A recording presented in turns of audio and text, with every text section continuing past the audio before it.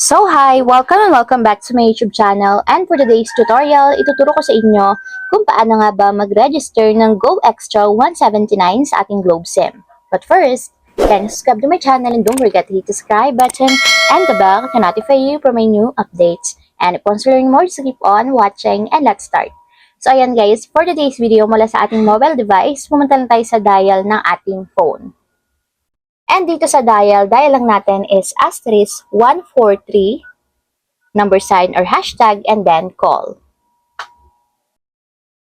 And then dito naman, piliin natin yung number 3, which is yung Go Extra. So type natin guys yung number 3 and then send.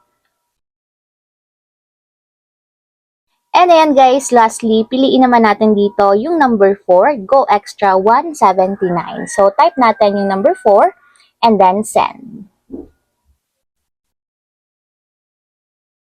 And ayan guys, kapag daw nag-register tayo ng Go Extra 179, makakakuha tayo ng 5GB na data para sa lahat ng sites, plus meron pa siyang 3GB of 5G data. So, bukod pa doon guys, only all net calls and text na siya, valid for 15 days for only 179 pesos. So, napakasulit na yan guys kapag gumamit tayo ng Go Extra 179. So, para ma-register or subscribe, type lang natin guys yung number 1 and send. So, ayun lang guys, ganun lang kasimple kung paano nga ba mag-register ng Go Extra 179 sa ating Globe SIM. If you have a question, kindly comment down below and don't forget to hit the subscribe button and the bell to notify you for my new updates. And thank you for watching! Living life, every day, late at night, not okay.